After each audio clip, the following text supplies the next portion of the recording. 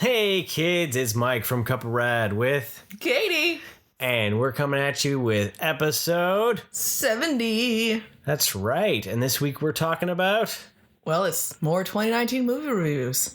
part 3. Part 3, it just keeps going. Right? On this week's episode of Cup of Rad.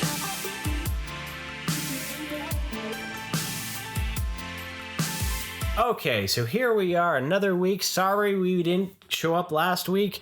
I know you missed our beautiful voices in your ear holes. But we had a birthday to celebrate. Well, actually, we had two birthdays to celebrate, yo. Katie's birthday and my birthday. So we decided to just kind of relax and enjoy. And with that, though, comes this episode. More movies that we missed from last year because... damn, there was a lot of movies that we missed. Yeah, wow, it never ends. Like, I can't believe that there's just still more of them. Right? It'll probably keep happening. So, but that's the beauty is that the movies are pretty much all out and available on some form of digital download or disc. So if you like what you hear, you can go towards them. Or if you don't like what you hear, you can run away, run away. Thank you for that. I appreciate that. Right. We enjoyed some nature, so you'll notice on our Instagram there's some more pops in real life. Yeah, Mike's been becoming one with the river walk. One with the river. The river walk. I the need river high trail. waters. If I'm gonna be one with the river, the water's still pretty damn cold. I don't know. I mean, you could tell that he's got some seasonal fever going on there, where it was like, "Oh, the sun's out. I must go outside. To the forest, I go." Like a gazelle. Right? Like a gazelle. Which is cool. That's awesome. I mean, we're lucky enough to live so close. It takes you about 5 minutes to drive over there and that's it. And boom. Yeah. So lucky for that. So yeah, keep an eye on that on our Instagram, Cup of Rad. You'll get to see some really fun stuff. I've been using just some Funko product right now because it's the easiest in my backpack and we've still had some pretty strong winds. So I'm not... and everything's still wet.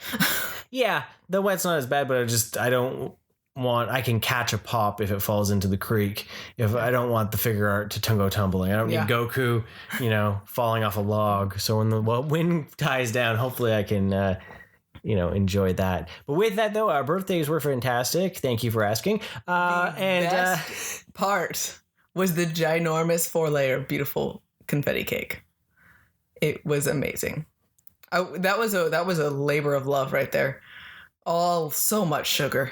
I have never used so much like powdered sugar ever. It was like almost a whole bag just to make all the icing, and it was fabulous. Yeah, there was way too much. It was decadent and amazing. It was sugar bomb. We got the recipe from To Die For. To Die For. It's Erin Ireland. She makes confectiony, cakey goods. Yeah, it's all plant-based out of Vancouver, and it's amazing. And it was a totally amazing recipe. I would recommend it for anyone because it's just good. It was just amazing. So yeah, that was my favorite part of our birthday weekend. With that, what do we got in our cup today, Katie? Today we are trying a local coffee. That's right. That we got here in town. They had a little pop-up at our bulk food grocery store here in town. And it is called Brown Beans in Bright Bags. Yeah. Which I just think is super fun because they did come in bright bags. Pink and red bags and all sorts of rainbow colors to them. And I know you had a really good conversation with them. Yeah, they're really cool people. They're roasting here locally, which was fantastic. It's always great to support the local businesses and everything, right? And we decided to buy some of their coffee, and so we're giving it a go right now. Yeah. And we took the pink bag. I can't remember what it was called. One of them is Colombian and one of them is Ethiopian. Sure. So it was one of those. It's the pink bag. So that would it would be. It's not the Colombian. The Colombian was in the red. Yeah. So it's Ethiopian. So there you go. But it's more fruity. Yeah. It's got more of those fruity hints and all that.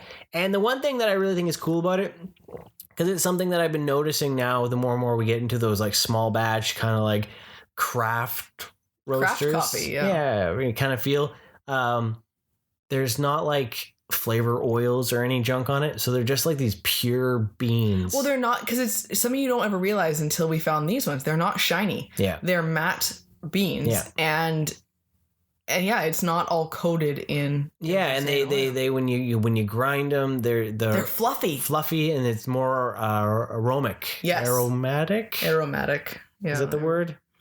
They smell good. I'm not a fancy coffee talk person. Yeah. And one thing we did actually notice, because our coffee comes from spent, does the same thing. Yeah. Is when we put our cream in it, it doesn't. It sounds funny. It doesn't solidify, like blend with the coffee very well. It almost has. Separates a little bit, and it still tastes really good and it works really well, but we're wondering if it kind of, the oil from the other coffee kind of binds with the cream in a bit of way, and kind of, so it's interesting where it's almost this coffee almost doesn't even need cream. It's really smooth. It has no bite, no acidy aftertones, no acid. Yeah. And so it's really impressive because you can really enjoy it by itself. And very smooth. It doesn't need anything in it. And I love my lattes, but it shows that it doesn't need that milk and that sugar to cut down on some bittery acid taste. And that's really impressive then. Yeah. So brown beans in bright bags for all you local listeners. If you want a fantastic cup of coffee, seek them out. Yes. Because it was totally worth it. It's a great tasting. I can't wait to crack into the red bag. The Colombian. It's the red and the pink bag. Red and pink bag. You know, so. Well, and you know what's awesome too is then here in town, we can buy them in bulk as well. We can bring a container and buy them in bulk from our local bulk grocery store, Pick Eco. Yeah. Which is really fantastic. So that's kind of fun, and not an ad, just letting you know to go find them. Just local cool people. Yeah, and that's always great to find. Found out that they're also going to be doing a coffee truck soon as well. So, yeah, I'm going to I wish they would come by my work. We're lonely out there without any cool food. I was happy when they said they might show up around the river or something like that. I was like, that's awesome. Walk in and coffee. He's never gonna be home. I can go to the river and I can drink good coffee. He's there. Heck yeah. Yeah. I'm totally there. Because Tim Hortons is the closest coffee I have to work though. So save me. I'm sorry. Yeah. No, their new ads though. Their new ads are saying that it's supposed to be more fine and death glare. Lies.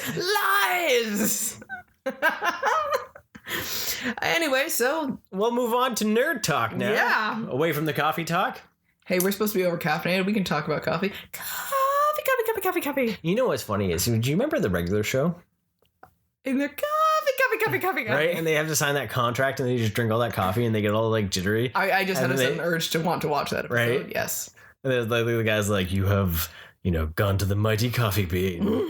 And there's like the Beavis and Butthead moment and they're just like, coffee. Regular show, if you haven't watched it, was on Cartoon Network and it was hilarious. It was so good. The first seasons were hilarious. Then it got a little long. Yeah. But we were like super obsessed with that show for a while. Yeah, that show was brilliant. We should search that out. Hey, you know what? Okay. We still have the discs? We should. I don't know. I don't think we sold them. But more recently, cartoon that kind of reminds us a bit of regular show. Yeah. You have now introduced me to. Yeah. Was Thundercats Roar. Thundercats, ho! And oh my god, it's ridiculous. And okay, so I have zero knowledge of Thundercats original. So I could recognize what they are. I have never seen an episode of Thundercats. I don't know anything about the characters. You should be sorry for that. I know who. Get out of here. This is now the Mike Show. You can edit it. Oh, I'm younger than you. It's the Thundercats. I know. Okay, let's be honest. I don't remember. You don't even know it. The Thundercats. Yeah. Except for the few toys that I had. Yeah. The Lion-O, the Snarf, and the Mumra. Because, okay, my sister, she's 8 years older than me. Her husband really loves Thundercats. Yeah. So it's a little bit. I had one of those tin bears. Right? Well, most of those shows that were pre-86 are like, I have no idea. Yeah, right? I just remember some toys. And I remember some of the stuff, but then I go back and I watch those things and I go, oh, wow. Yeah, you're like, I watched that when it was like not new and like, yeah.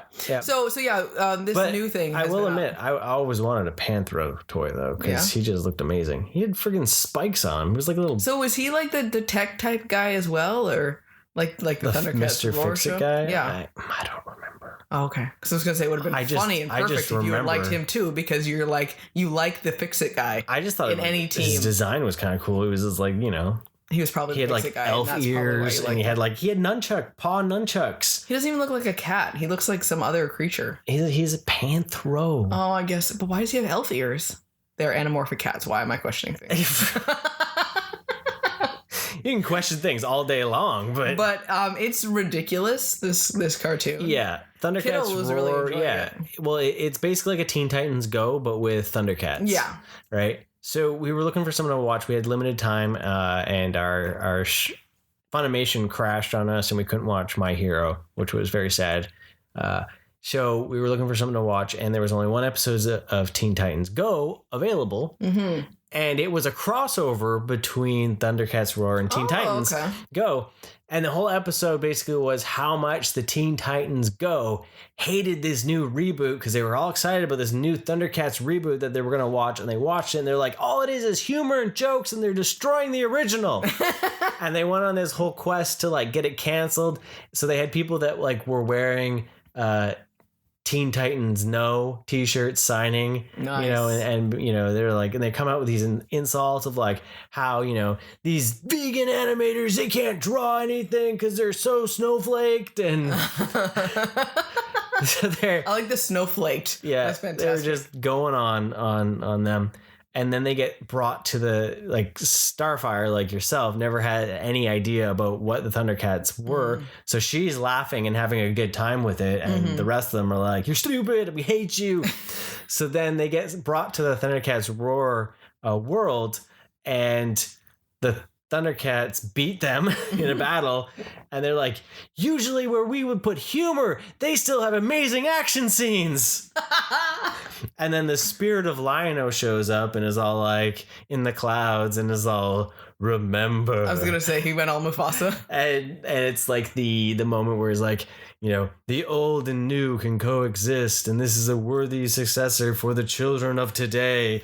Embrace change. And so then Kiddo laughed a lot. So I was like, well, is it available? So we looked up some episodes and then then now I've gotten sucked into too, it. Yeah. Because, why not? And it was ridiculous and fun. It was hilarious. Like as long as you can put aside thoughts and just see that it is funny. Yeah. I mean, if you hate Teen Titans Go, then it's not for you. You're not going to enjoy it. Let's be honest. But Lion-O, will constantly sing like he's in like a Jack Black. He's like a Jack Black character where he's just like, Lion-O is walking down the street and he's la da da da da. Oh, I'm in the mud again.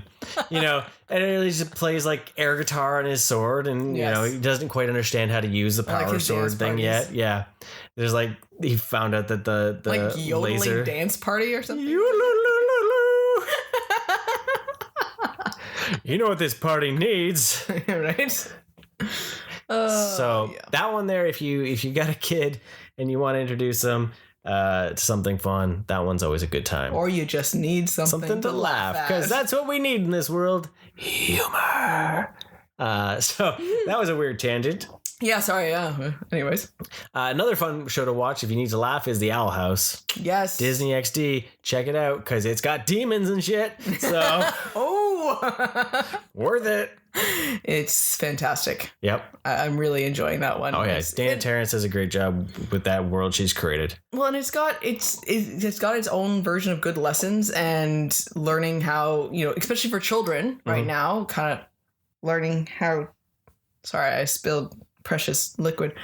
Learning how to be involved with friends and school and those Can types you of just put that down? Because you're hand talking right now with your coffee cup. Mike's eyes are bulging out of his head. Oh my God. Sorry, viewers. Cup of Red's been canceled for a month because Katie threw coffee on the microphone. Coffee cup is now placed on a secure location on the table. So you can hand talk all you want. I can hand talk. Hand talk. Owl House. I'm learning sign language in my class. So yeah, she got told, yo. Anyways. We're in a weird space right now. Owl House. We've been inside for too long. The world's gone weird right now. Let's be honest, okay? Just not moment. I'm not going to go off on anything. Just weird world right now. Yep. concern, worry, trying not to panic. It's a weird place to be right now. Spring break has started, so Mike's free. Kiddo is off. For an undetermined amount of time at the moment. I know I'm lucky enough that my job is not threatened for the time being, because I don't work in any sort of retail or service industry or anything like that. But it's a weird place for the world. And so got a little crazy, and well, it's hard every time you turn on your social media and everything. It's on there. It's like I want to know about it, and I want to be aware and not ignore it, but it's also a little overwhelming. It's a lot overwhelming. It's consuming, actually. Right? Because it's everything it is. So we have these moments of apparent zaniness that we are apparently craving in our life. Clinging is a cliffhanger, but with humor. Right? Well, you know what it is. It is because everything's affected by it, right? Like, just even for myself, though, that we might be on a long break for school, which means we'll have to do things via online services. Yeah. Change things up. Right? Which really sucks because you're really going to lose a lot of the interaction, those discussions from having to do everything online, which then also throws in the fact because I have a practicum coming up and I have no idea how that's going to affect in the long run. He needs school to actually be in school and in session to be able to complete his own school. Yeah. So it's a ongoing thing, right? Yeah. So it is pretty wild. And, even just for ourselves, we went grocery shopping. And we needed groceries. It was our regular groceries. Friday or Saturday, we always hit the grocery store with our list and all that. And we couldn't go to where we usually go. We went to another place and shelves were empty. All of a sudden, everyone went vegan. We're like, usually we buy the beans and all these kind of things. And we're like, we couldn't. So we ended up buying more dry. We had to go to another store. We had to get more of the dry stuff. And we usually don't cook the dry stuff because we don't really have the time. Now we got to figure out how to have the time. Yeah. So it's really changing our stuff. And it's interesting. I've never been in the grocery store where it's been that busy. It was worse than Christmas. So you can see the panic that's out there. Yeah. So, but this has been Cup of Rad Quarantine Reports 2020. Oh, goodness. Cup of panic right there. Cup of panic. So now we're going to revert to our regular scheduled program of Cup of Rad. Nobody knows what's going on. So that's why we're going to go back to movies. All right, so we went and we saw a movie. That's right, we saw a new movie. We're coming at you with this one. It's not a 2019 release, it's a 2020 release. Last week, we told you we were going to go see Onward and The Invisible Man. Fortunately, we never made it to The Invisible Man because timing did not allow for it. So we are going to talk to you about Disney Pixar's Onward. Onward stars Chris Pratt and Tom Holland, Julius Louis-Dreyfus, and Octavia Spencer. Spencer? Yeah. Now we're not sure. But yeah, give the rundown, Kitty. We didn't get to go see this. So we're in a fantasy world that is lost its connection to the natural order of things, essentially. It's lost its magic. It's lost its the quests and all that sort of stuff and the habits and everything that would have gone on in the rules of the culture.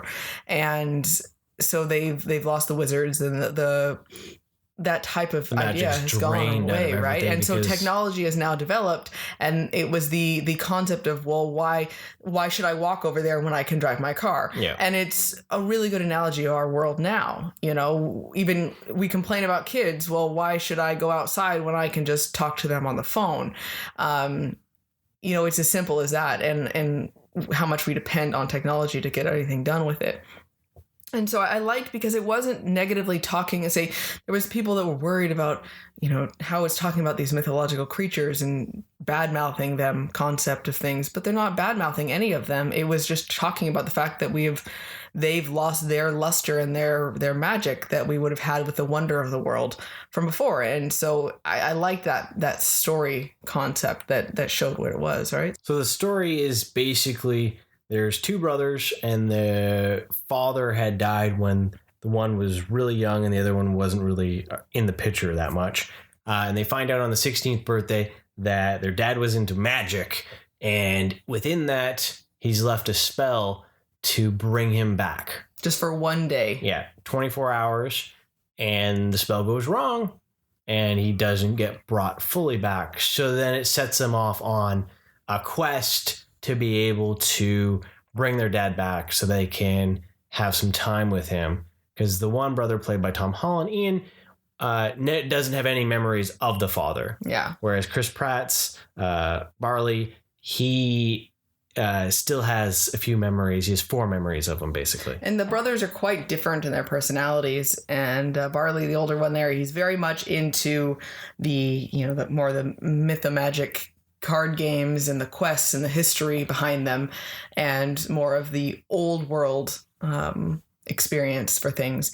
And he's very much of the I'm just going to be who I am, and loud, outspoken, everything. And Ian is very quiet and bumbling and confused and very feels very lost that he never met his dad, right? So they're very different in their personalities, and the quest is a quest of enriching their bond, basically, right? Yeah, so it's like a road trip of life events. Yeah, and all that. So it had their mom in it, and so you have just a few characters, which I think was nice. It's very small. It wasn't a big cast, and I really enjoyed it. I enjoyed it even more than I expected to. There was some really good action-y type suspenseful, like, oh my gosh, what's going to happen?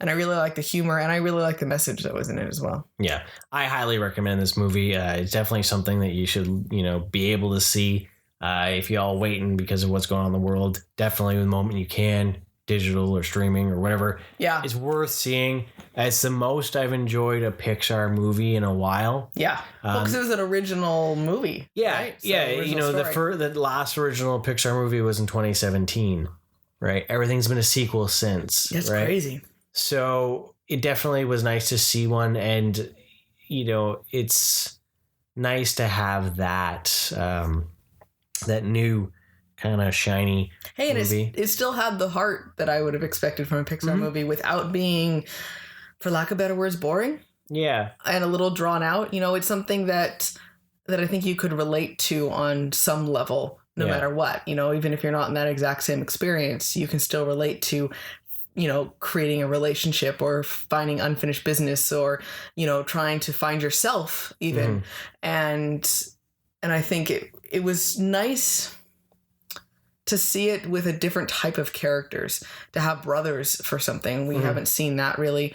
And I really liked that it still had that heart, because I still totally cried at the end. So. Well, yeah, it was totally worth it. And I love also seeing all the little jokes in the background and all that. Okay, so we don't do anything with Dungeons and Dragons, all that. So I thought was hilarious. So they talk about this gelatinous cube in the movie being from the game that he played, and they were getting attacked by his gelatinous cube.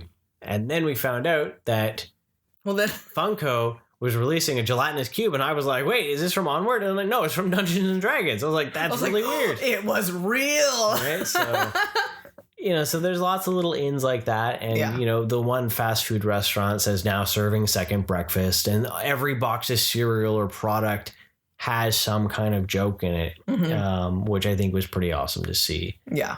It'll be fun to watch it again and look at the background for things or little quips that they say and see what it says, right? So so definitely worth seeing that one. So check out Onward from Disney and Pixar.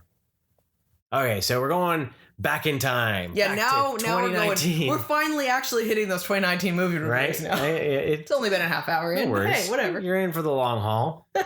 All right, so what is up on our first movie we missed from 2019? First up was Jay and Silent Bob reboot. Jay and Silent Bob reboot. Kevin Smith's View Askew universe. It's Kevin Smith, but how can we not see it? So we right. Apparently we didn't. Eventually it had to happen. Well, no, we watched it just for free from the library. Just a little later.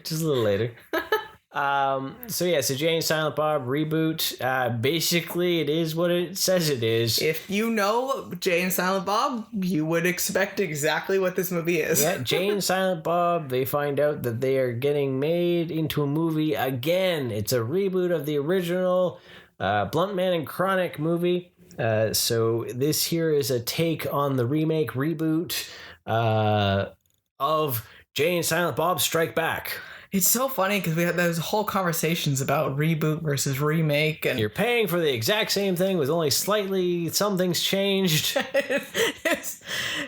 how much times they made fun of their own things was quite funny. Mm-hmm. So with that, I feel that the movie started out really strong. I was laughing quite a bit because of all those little meta satirical jokes that were being made fun of what it was actually doing, Yes. right? And then it kind of like lost its edge. Shit got weird. when they decided to go like super meta, Yeah. and made it Kevin Smith making the reboot. Yeah. I think that was one of those ones where they went too far. Yeah. Right? Like it was really enjoyable with all the stuff about the reboot and remake. Like the remake is they don't really care that they're destroying your childhood, like Point Break, where a reboot is taking all the stuff you loved but just making it younger with more diversity. Yeah. Right? So that stuff was funny. And then you realize, you're like, wait a second, a little bit into it, you're like, wait, the girls are all different minorities. Yeah. Like, it's Younger exactly diversity. what younger diversity right there. Oh my goodness. Right? So there was a lot that was so good. Well, it's just like they couldn't get another actor or another person back from his world to play the director. Like it was a weird like switch, and then it just got a little weird, and then it just kind of like fell off. I like that Ben Affleck was in it. It was quite funny. Yeah, it was funny with it. Yeah. It kind of felt like a swan song. Like if he had never announced that he's still trying to do Mallrats 2 and Clerks 3, Yeah. it almost felt with bringing everyone back from everything, tying it all together. Like this was like the end. Yeah. Like it was, It just brought it all, tied it all up. yeah. Yeah. So I was surprised then with that, and Hater Tots was funny. You know. But yeah, I'm on the fence of it because there's parts that are really good, and then I think the endings kind of tanked it for me because I was like, "Ugh."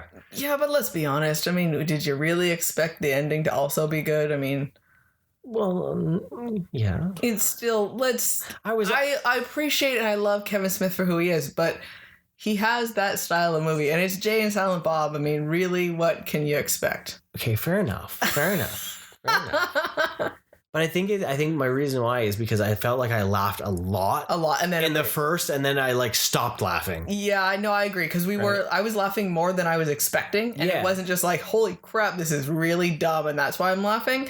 It was like, no, I'm legitimately amused. Yeah, And so then, I get it. And then once they got to the Chronic Con, you know, like Chris Hemsworth's cameo was weird. Yeah, it was. Like, and then it just kept getting Holographic weirder, cameo. right? That had so much sass. Like, don't get up here and dance with me because you'll burn off your butt. I'm serious. I'm a hologram. I'll burn your butt off. Like, Right, it was weird, yeah. like they had no dialogue for him. They're just like, riff, and go. Yeah.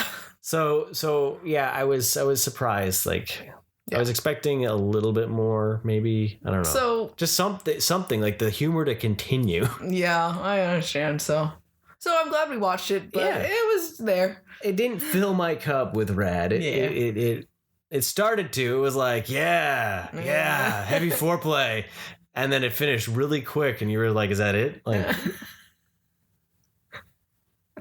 That was a worthy review of that movie. So, Mike, you know what's next? what's next? Terminator Dark Fate. Oh God. That good, huh? We'll just leave it at that. Okay. That was Mike's review. Oh, God. Okay. Terminator and farts. Terminator and T2 are friggin' awesome. Those are movies of like, Legendary. yes, right? Like, so good. And then they just keep making Terminator movies. And Because you're the like, Terminator won't die. but he should have in T2 because they just keep getting worse. Yep. And I saw all the reviews about how people were saying this is the Terminator we're waiting for and all that. Speaking of not having original thoughts and storylines. Yes. Okay, I didn't realize how long this movie was. I went ahead, I like popped this thing in at 8:30. And it was close to 11:30 when I went to bed. I only stopped it once. Wasn't that long, but okay. It felt that long. It did. I grew a beard. It was half hour to the movie. I was like, oh my God, it's still going. Right? Like, I grew a beard. So what I think your best description that you told me is you feel like they took all the best parts, or not even all the best parts, but bits and pieces of all the other prior Terminator movies. Yes. And melded them all into one movie. And thought, hey, this might work. Yeah. Because it literally is a reboot of the original Terminator. They even reference that, where Sarah Connor goes, oh, you don't have a John, you're me. Yeah. Right? And you just needed like Keanu to pop up and go, whoa. You know, like... It instantly would have been better. And then you had like the idea that the T-800 becomes good. Can we have Bill and Ted Mystery Science Theater it? Yes. Right? Like, and then they keep this weird hard-on for the liquid metal dudes. Because that guy is scary as all could be. That thing gave me nightmares when I was little, man. Yeah. Melty but Man. It was so much better done in T2. Melty Man. Because then they tried to do it in Genesis with like the nanobot things when John Connor became a nanobot Terminator, and with Matt Smith's weird like baby AI grow up thing, and he's gone crazed. He's hand talking like mad now. And it was like, I so wanted to like this movie, but it just reaffirmed I'm usually pretty light on movies. Mm-hmm. But I was bored. Yeah. You shouldn't have been bored. In a Terminator movie. Yeah. Even if the ideas had not been new, and even if it was a little bit, I hate using this word, but plot holy, you should have at least been entertained by the action, and it should have at least been able to prop that up, where you kind of felt like it was a little bit empty, but at the same time, it was like, whatever, things blew up. You know, Arnold was awesome, and it was not. It was not, and it made me... I don't really remember the last half of it. I think I kind of tuned out. It made me feel just more or less like, you know what, they should have just stopped at 2. Cameron was right way back in the day, even though he helped with this one. She just stopped at 2. Mm-hmm. And I don't know if it makes me feel old for saying this. It had nothing to do with the gender swapping or anything like that. I want that to be clear. She did a great job with this. It's the storyline itself. It's just the fact that you literally can find every single beat of that movie came from Terminator, Terminator 2. There's even the bombastic car flipping of T3, Rise of the Machines. There's the idea that enhanced Terminators or enhanced humans from Salvation. And then you've got like the Legion idea and all that came from Genesis. You know what we're learning from this? History always repeats itself. I guess. That is the message, but why they're telling us and repeating it, I don't know. It just... Yeah, if history repeats itself, it just gets crappier over time. Yes. And it's just kind of sad. And it's sad because of this. Why? Why do we have to keep... It shows that our human nature, though, is we have to keep trying. We're all insane. Beat it till it's dead. We're all insane. We keep trying to change it, noting that it doesn't change, while hoping something is new, while just making it crappier. Yeah. It's so, like it's proving its point by its creation. Yeah. So, but with that, unfortunately, this filled my cup with rad even less than Jay and Silent Bob. That's a sad, sorry state of affairs. I know, right? I literally was like, maybe I should just watch T2 to wash the stink of this off my body. Like, that's where I was. And yeah, it's like all those old 80s action, 90s action movies. They don't seem to work anymore. Die Hard's done the same thing.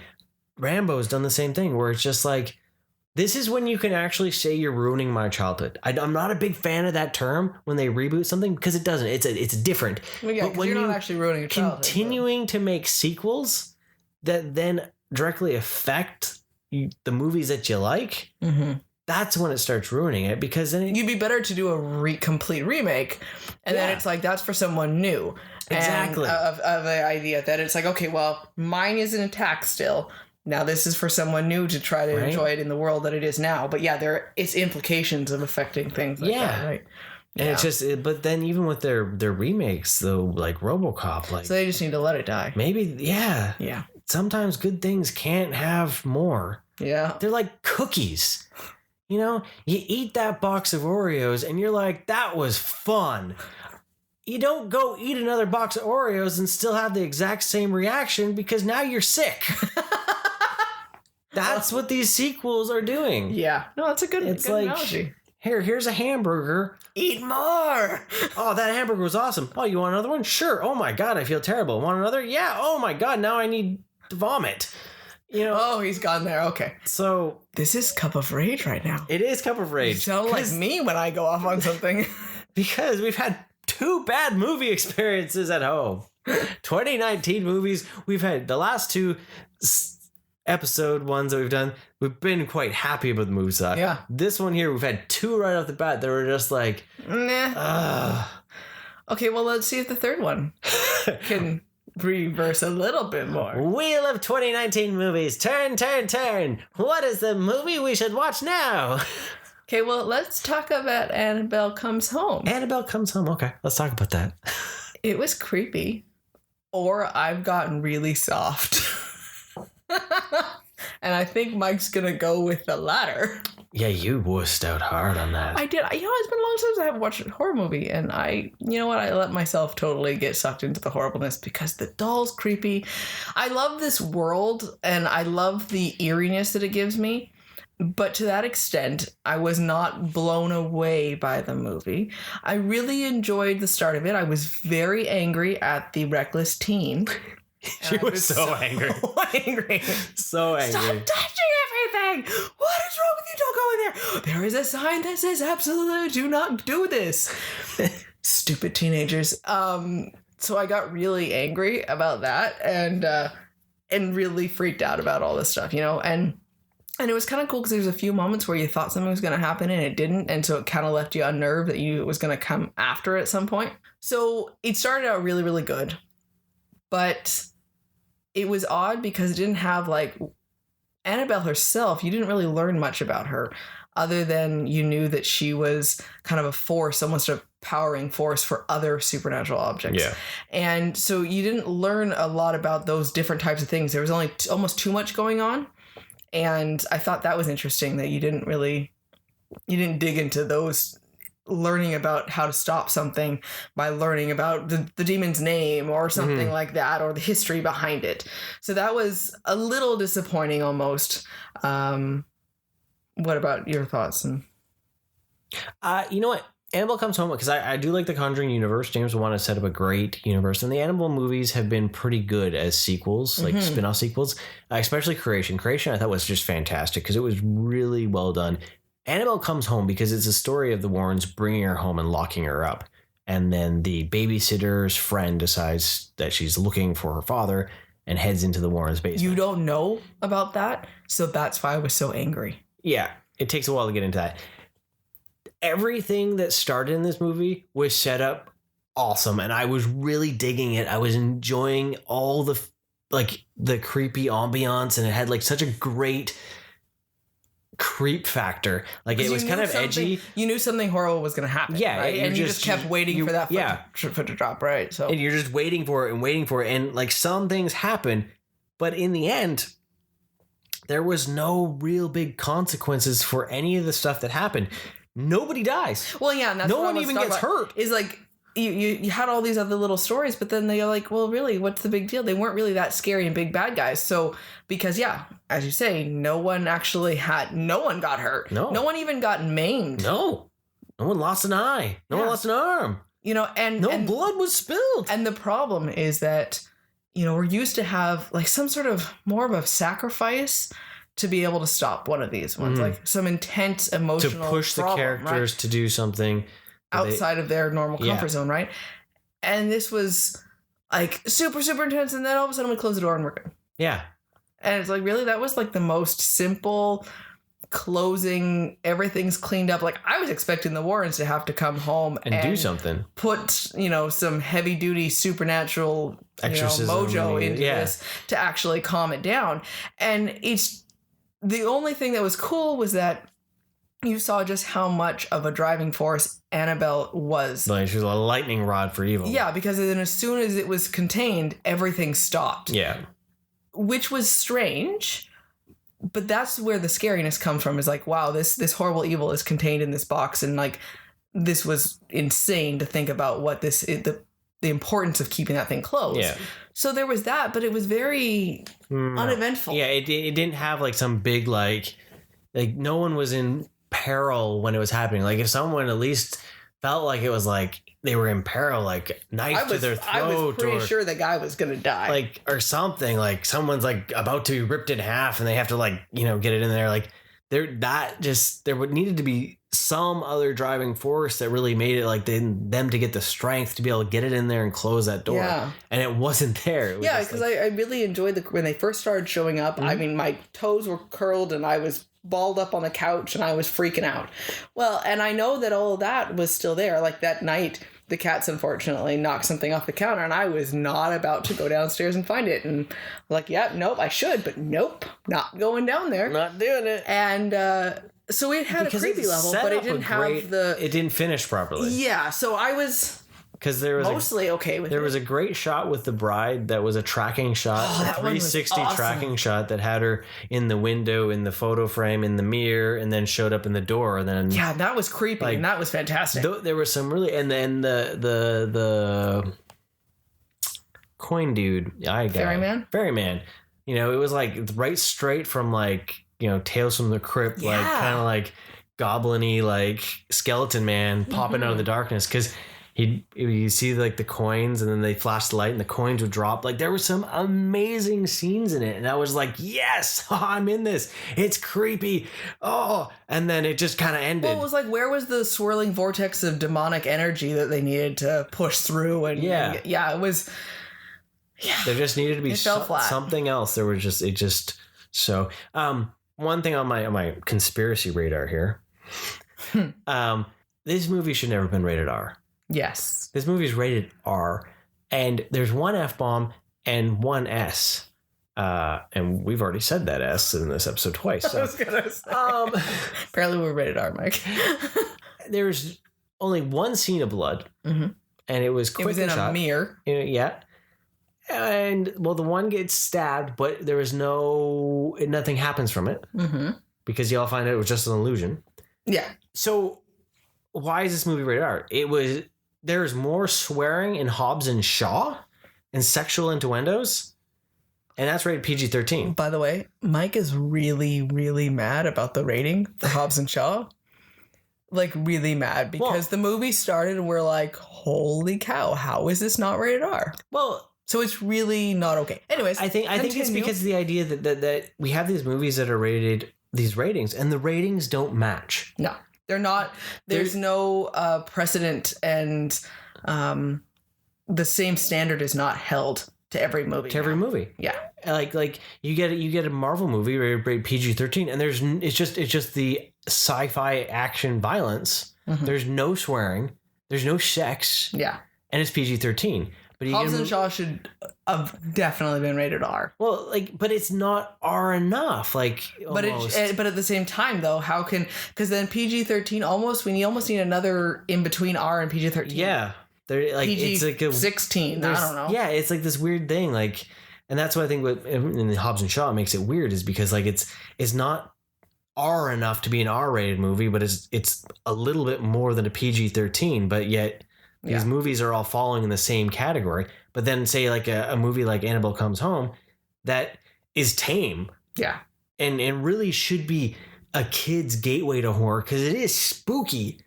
But we'd rather give them, sex and language. And even in their teen horror movies, slasher movies, we'd rather give them all that and say it's okay. Well, especially because Scream was on MTV and is more violent than Annabelle Comes Home. Yeah. Well, and what's worse is that Scream is all humans. Yeah. And this is a supernatural thing. So they would rather watch humans killing humans than a supernatural force. Heck, and I think there's more violence and sex in Riverdale than there is. Well, I feel uncomfortable watching Riverdale sometimes next to you. And I mean, and that should not be the case. But it's like, oh my God, I'm watching teenagers make out. Like, this seems weird. Like, that's more than making out. Oh, I know.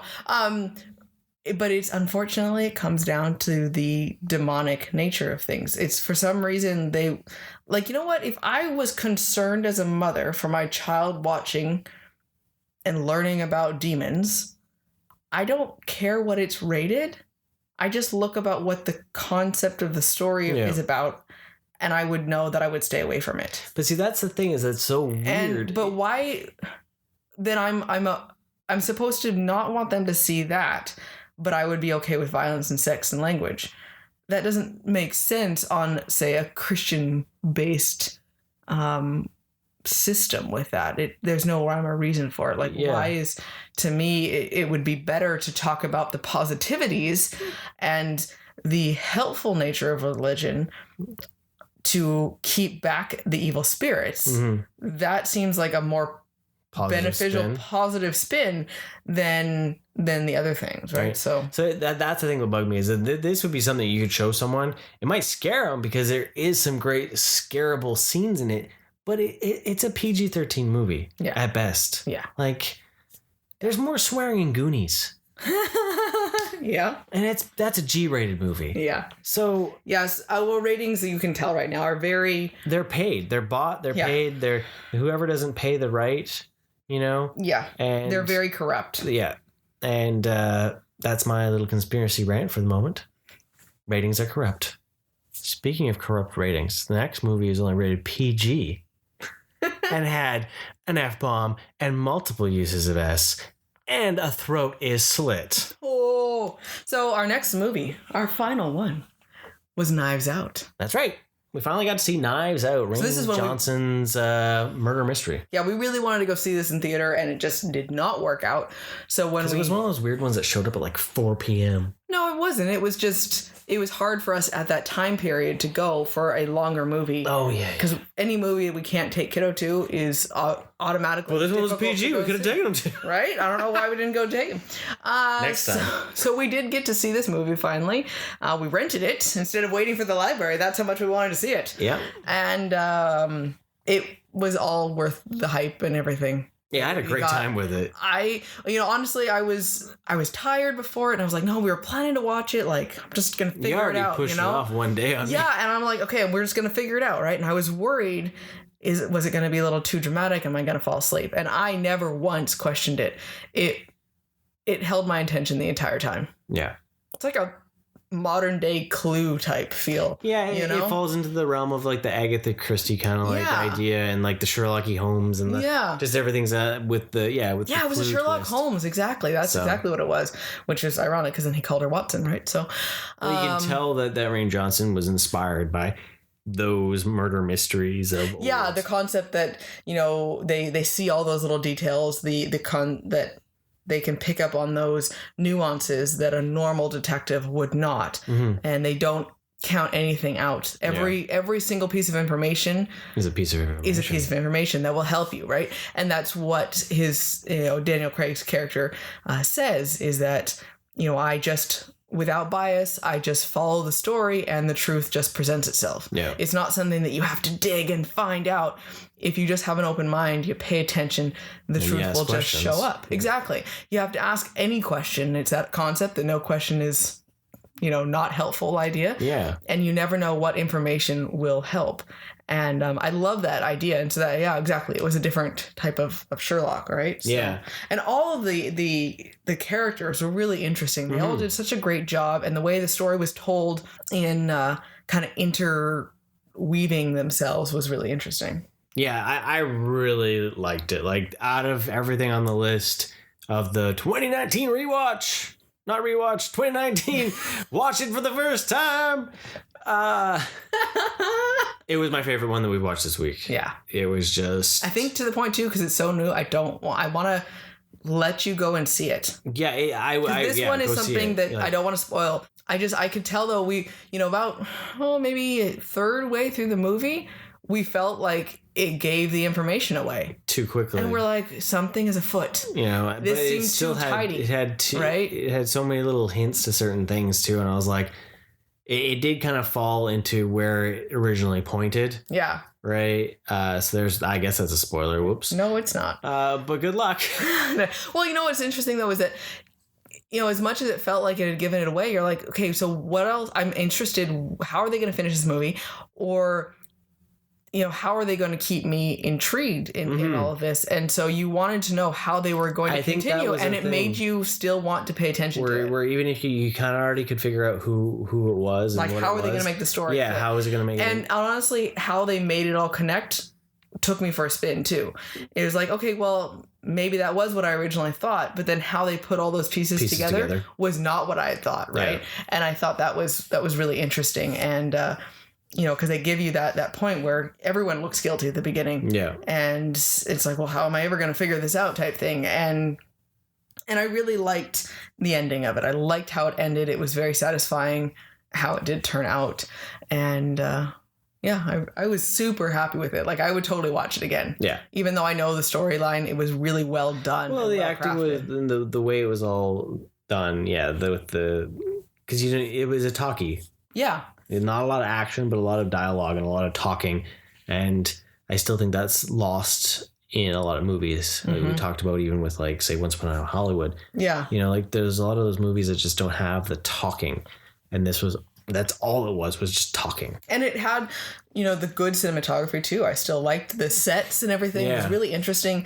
The house and mansion was interestingly crafted, and to look around and see kind of the weirdness for it. And they did a good job of blending everything together and having them all interact. Yeah.